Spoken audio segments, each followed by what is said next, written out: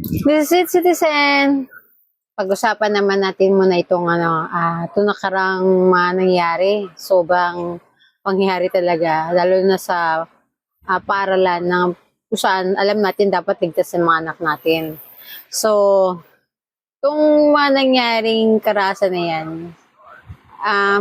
yung mga sabihin nga sinadya, isolated case kung ika nga natin yan eh. Kasi, yung mga pangyayari niyan, kung babalikan natin sa history, yung paraan ng mga kabataan, parang sila na sa karahasan, isa na rin yung pairal na panahon ng Duterte, di ba? So, sinabi nga natin na laging sinasabi ng Nidigong na madali lang nga pumatay. So, lalo na natanim niya sa mga kabataan, lalo na sa mga alam natin, yung mga hindi maka-identify ng ano ba ang tama, di ba? So, kung natin, babalik natin sa history. Kung natatandaan niyo yung panahon ng German no, sa laban sa Nazi, gumawa sila ng pang-brainwash no, sa mga kabataan noon. Gumawa sila ng simulation. Gumamit sila ng mga graphics na patuloy na, kumbaga, lagi pinapanood ng kabataan yon. So, yung violent na pag-iisip, nakatatak na.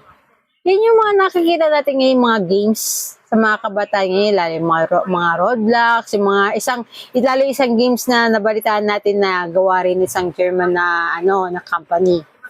So yung paraan ng pagkano na yan, paraan ng pagkakalat na yan, para na rin ginawa na rin yung Nazi time, pagbe-brainwash sa kabataan na matuto ng karahasan. So, ano ba yung resulta niyan? So, yung violence, nagiging na parang, wala lang. Bali, lang yan, normal na lang sa kanila yan nangyayari sa pag-iisip ng bata. So, ngayon, ang masabi natin dapat, ito talaga mali yan. So, ang pwede nating mangyari niyang gawin is magkaroon ng psychological call this tulong para sa mga kabataan, laling guidance lalo na sa mga kabataan ngayon, lalo na pagtuturo. Ano ba yun dapat tama nilang gawin? Kasi bali na, di ba? Alam niyo naman yun, ako magulang ako. Siyempre, inisip ko rin ng ng anak ko na kanila nilalaro. Siyempre, ayun natin maging kasira ng buhay nila yun. Pwede yung gamitin sa panglibang, pero wag nilang seseryosin. Kaya ito yung papasok na yung guidance ng ating mga eskwelahan. Yun yung kailangan. Especially, tayong mga magulang. So, yung inaano nga natin, yung sinabi ng ating Pangulo, wait po pabasa ko sa inyo.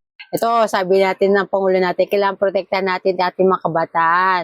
Paprotektahan laban sa karahasan, kapabayaan, panganib, tahimik, ang pinagdaraan ng pasanin na dinadala ng iba sa kanila. Tama yung sinabi ng Pangulo dito, hindi natin dapat din masisihin. Pero kailangan natin ng gabayan. Tayo bilang magulang, syempre gabayan natin ang mga anak natin.